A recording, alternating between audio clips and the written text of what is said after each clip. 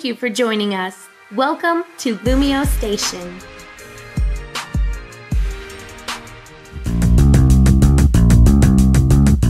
What's good, LumioseStation, and welcome back to another episode of the Pokemon DataDex with me, TheOneIntegral. In the last episode, we covered Beedrill and Mega Beedrill, a new evolution or new Mega Evolution introduced in Oras that was quite powerful. And I asked you guys to vote between two Pokemon. We had Wigglytuff and we had Clefable, and I asked you which ones you wanted to see, and you guys chose in the end Wigglytuff. So that's who we're covering this week. But for next week, obviously we have to have another vote. So the vote for this is going to be either Poliwrath or Politoed. So you can choose, it's either, final evolution of Poliwag, Poliwag, etc. Either one of those. Which one do you want to see? Do you want to see Poliwrath, the water fighting type, or do you want to see Politoed, the pure water type? Let me know down below in the comment section, guys, which one you want to see.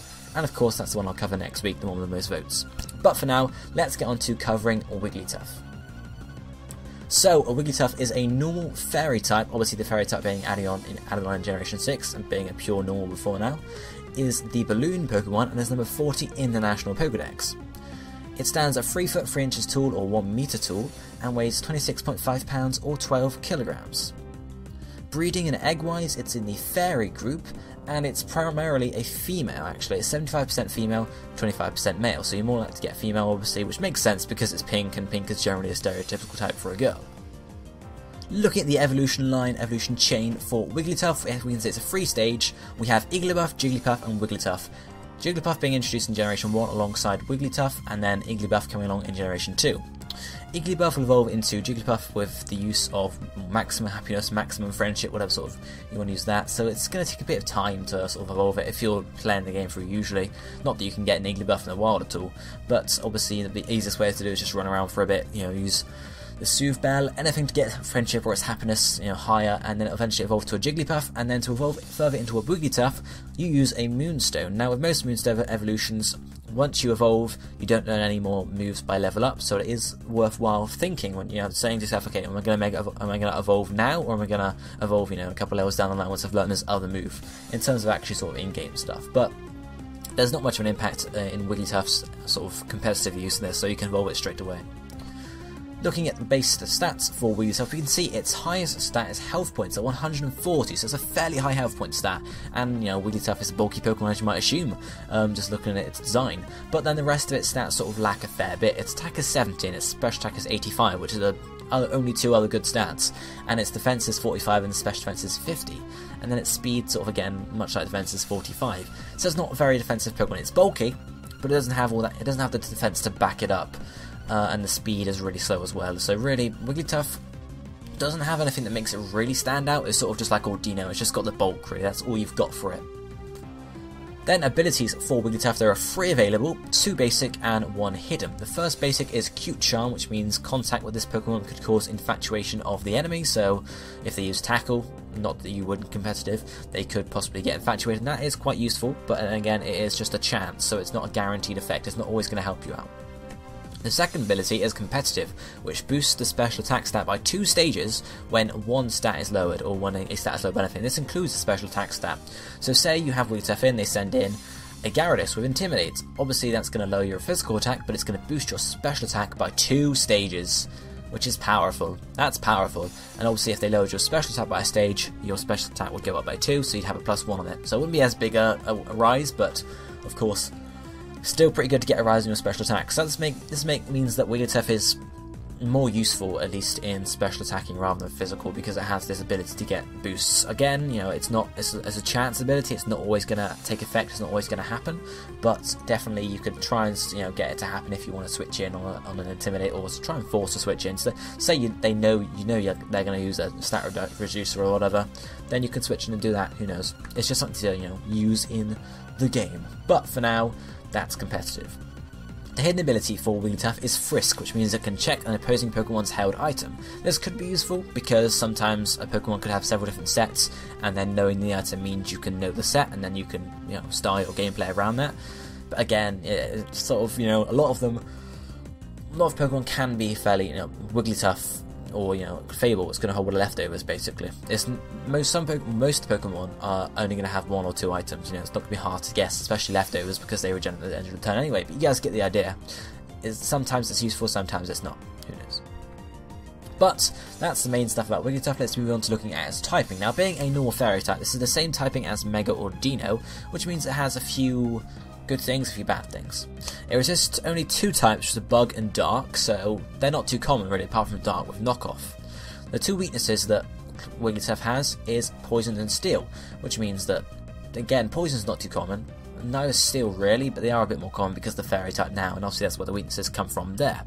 However, having the fairy type means that it has no fighting type weakness, which is also good. But it has 2 immunities, Ghost and Dragon.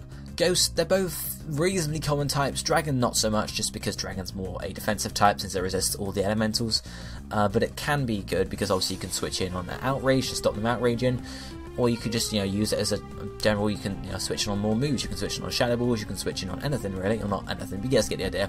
Any Ghost type move, any Dragon type move, it can switch in, of course, unless of course there's a Foresight up, but you guys get the idea. So you got 2 switch-ins or 2 types you can switch in on there, as well as Bug and Dark because you do resist those.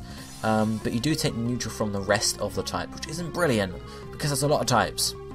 And since you haven't really got huge defenses, the bulk isn't going to back it up enough. You don't resist enough. If Wigglytuff maybe resisted 1 or 2 more types, it might be more useful. For example, if it resisted, I'm just going to pick 2 types at random. If it resisted Fire, maybe with a thick fat ability possibly, or Electric, it would have a lot more usability. But really, with only two resistances and the 2 immunities, there's only 4 types you can switch in on, which isn't too much.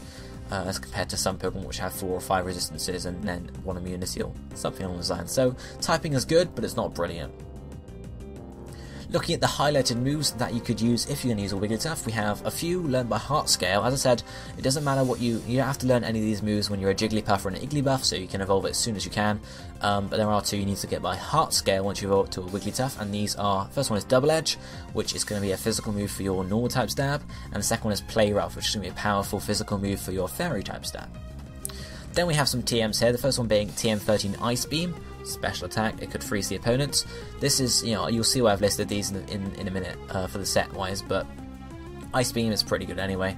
TM17 Protect as well, this is going to be in tandem with a move we'll look at in a bit as well, so I won't talk about too much there, but Protect obviously protects you for a turn, so it's a decent move to have in some cases, especially if you're using a leftovers. Then we have TM24 Thunderbolt, so that's sort of just electric type coverage as well, and then we have TM35 Flamethrower, so it's fire type coverage, so you have fire, ice and electric. You can learn all 3 of these, so Wigglytuff does have some good coverage, does have some good coverage moves compared to some other Pokemon, but it doesn't really have the stats to back it up.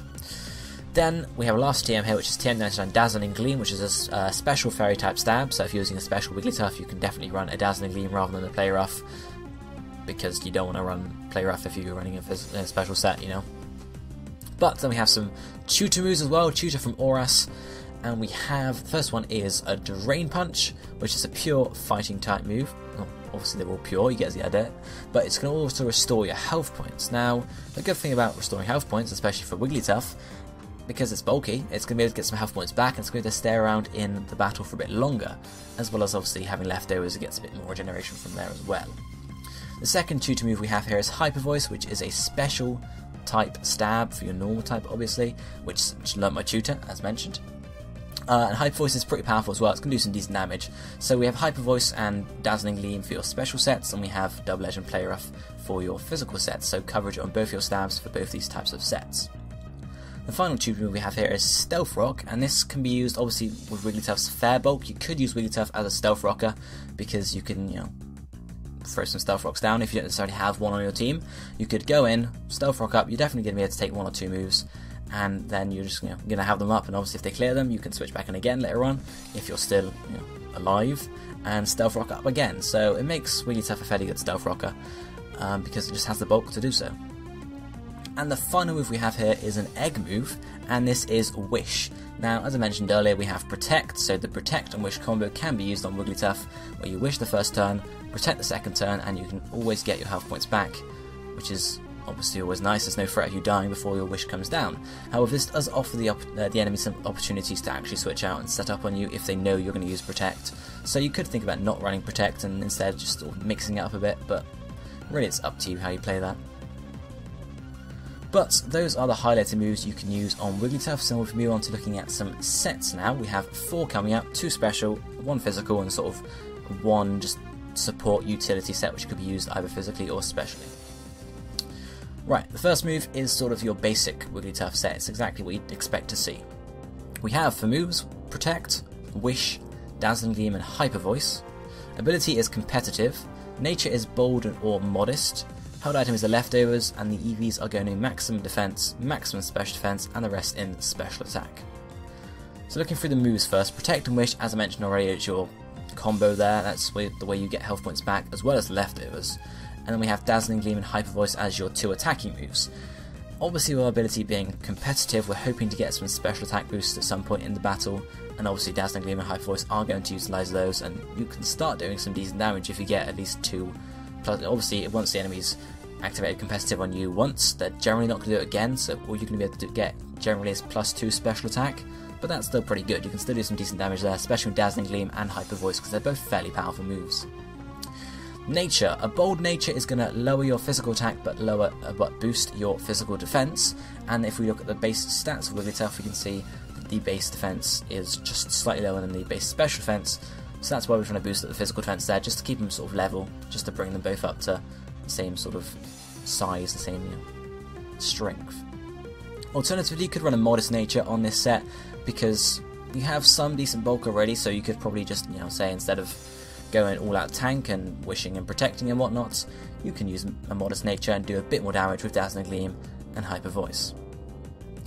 Held item being a Leftovers is going to give you some health point restoration, so generally that's just a good thing to run on any bulky Pokemon. You could, well, there is an adapted set of this in a minute, which is running a different item, but we'll look more at that as we get there. And finally, the EV's Maximum Defense, Maximum Special Defense, just to give you all the physical bulk you have. You have enough in health points already, so really you're just trying to boost those defenses up a little bit, and then chucking the last few in Special Attack just to give you a bit more power there.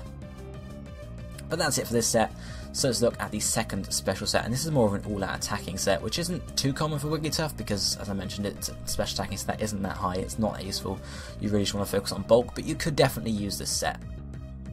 So the moves here are going to be Dazzling Gleam, Hyper Voice, Flamethrower, and then Ice Beam or Thunderbolt. Ability, again, we're running competitive here. Nature is going to be bold, but you could run modest as well.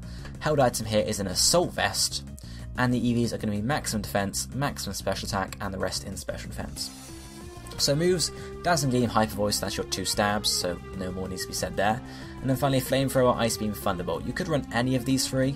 I've chosen Flamethrower as a sort of a slot on its own, and then just choose out between Ice Beam and Thunderbolt, because they could both be used in different sets, but definitely either of any of those really is good.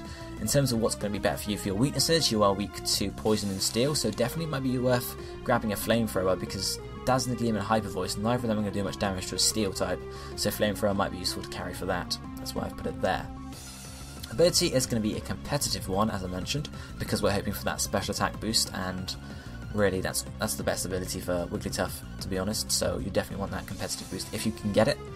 Nature here, I've put bold, because our held item is an Assault Vest, it's going to give us that boost in special defense.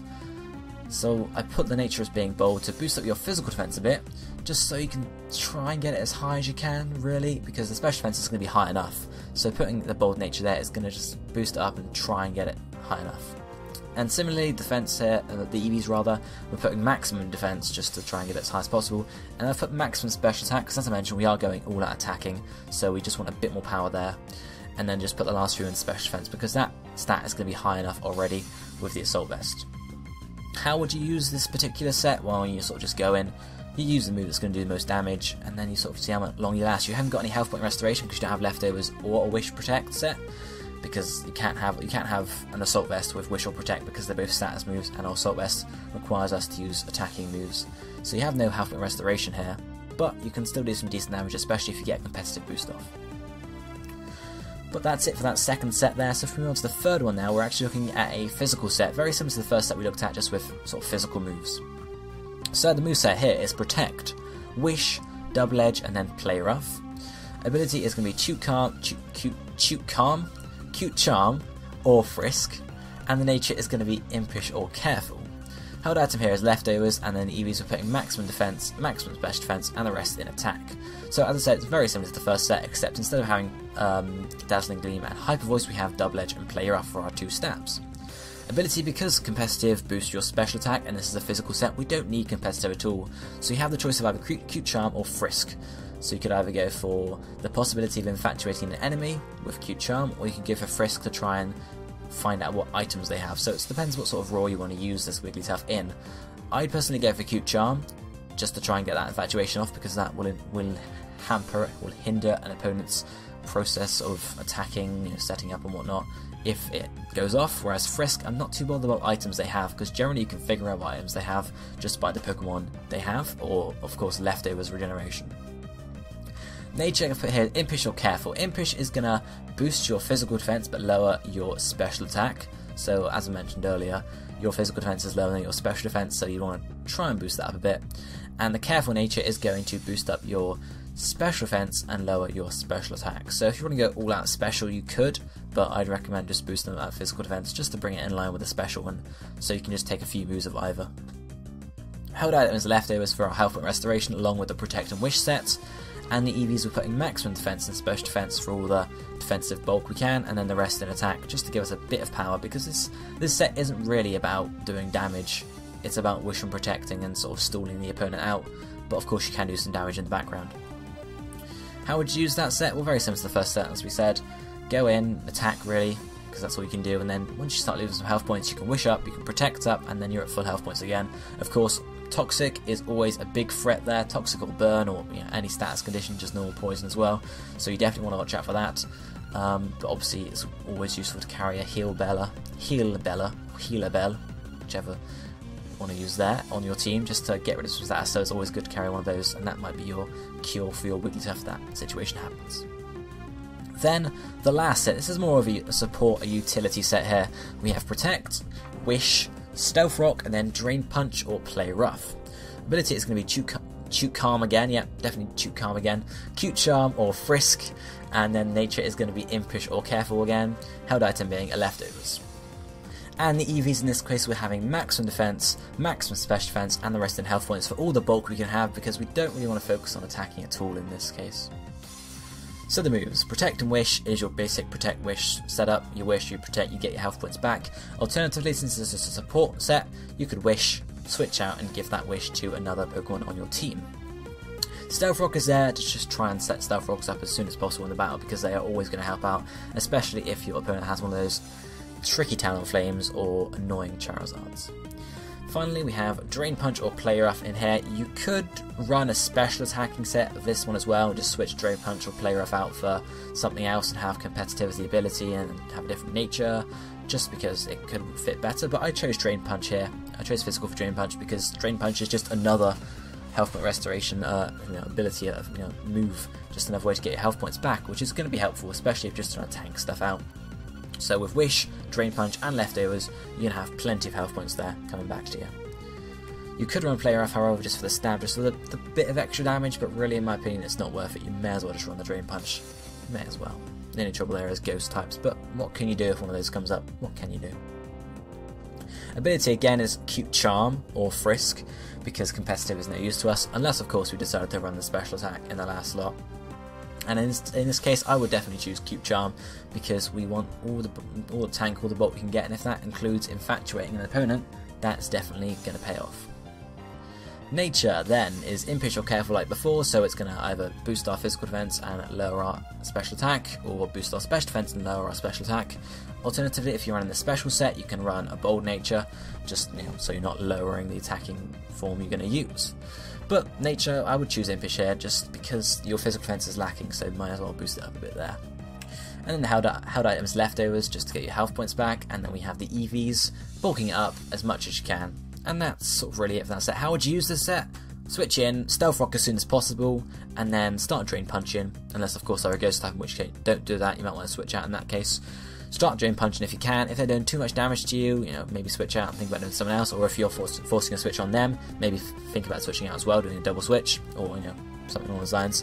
And then eventually you can just start Wish Protecting to get your health points back, and then Wish and switching to, again, give health points back to your teammates, because this is more of a utility Wigglytuff than a normal one. But that is really it for Wigglytuff, guys. That's how to use Wigglytuff, that's competitive sets Wigglytuff, that's everything about it. If you enjoyed the episode, be sure to hit the like button down below, and also be sure to let me know which one Pokemon you want to see next week, either Poliwrath or Politoed. let me know down below, and that the one that gets the most votes I will indeed be covering in the next episode of the DataDex. But for now guys, I hope you enjoyed the video. I'll be seeing you next time. Thank you for watching. Goodbye my friends.